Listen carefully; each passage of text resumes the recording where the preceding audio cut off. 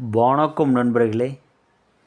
இஞ்சியை வைத்து எப்படி எதிரிகளை அழிக்கிறது, அவனுக்கு எப்படி நோயை உண்டாக்குறது, இதுக்கு நான் முறையை சொல்கிறேன். நிறைய பேர் ஐயா நீங்கள் தேவதையை பற்றி அதிகமாக சொல்ல மாட்டேங்கிறீங்க, வசியம் மாரணத்தை பற்றி மட்டும் நீங்கள் அதிகமாக சொல்கிறீங்க, என்ன காரணம் அப்படின்னு சொல்லி நிறைய பேர் கேட்டிருந்தாங்க. நமக்கு ஒரு தேவதை நம்ம சித்தி பண்ணாலே போதும். இதற்குன்னு நம்ம பல தேவதை சித்தி பண்ணணுன்னு நமக்கு அவசியமே கிடையாது. யாராக இருந்தாலும் சரி, நீங்கள் மாந்திரிக கற்றுக்கிட்டே இருந்தாலும் சரி, நீங்கள் புதுசாக பழனாலும் சரி, ஒரு தேவதையை நீங்கள் வலுவை சித்தி பண்ணி வச்சுக்கோங்க. அதை வைத்தே நீங்கள் எல்லா வேலையும் செய்யலாம்.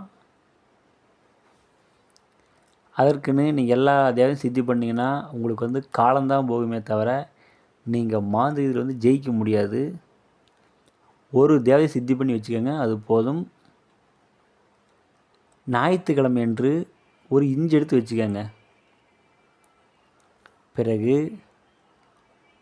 உடம்பில் ஒரு ஒட்டு துணி இல்லாமல், அரணக்கயிறு எதுவுமே இருக்கக்கூடாது, பிறந்த மேனியோட ஒரு தேளை பிடித்து அந்த இஞ்சி அதில் வைங்க. ஏன்னா அந்த இஞ்சி வச்சிங்கன்னா அந்த தேள் அதில் கொட்டும் இல்லையா, அந்த தேளோட விஷம் ஃபுல்லாக அந்த இஞ்சிக்கு இறங்கணும். பிறகு அந்த இஞ்சி எடுத்து உங்களுடைய எதிரி யூரின்கிறான் இல்லையா, அந்த யூரின்கிற இடத்துல அதுக்கு ஒரு சின்ன மந்திரம் தான் இருக்குது, ஒரே சொல்ல மந்திரம் தான். இந்த மந்திரத்தை ஜெபித்து நாம் அதில் புதைச்சி வச்சுட்டா போதும். அவை மிகவும் துன்பப்பட்டு துயரப்பட்டு அவன் ரொம்ப ஊராக அலைஞ்சு திரிவான். இது மிகவும் கொடூரமான விஷயம், இது தெரிஞ்சுக்கங்க.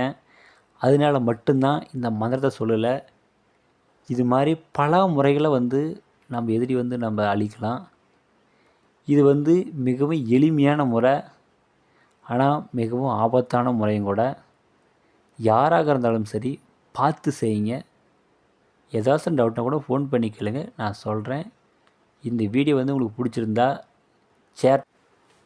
ஷேர் பண்ணுங்கள், லைக் பண்ணுங்கள், சப்ஸ்கிரைப் பண்ணுங்கள்.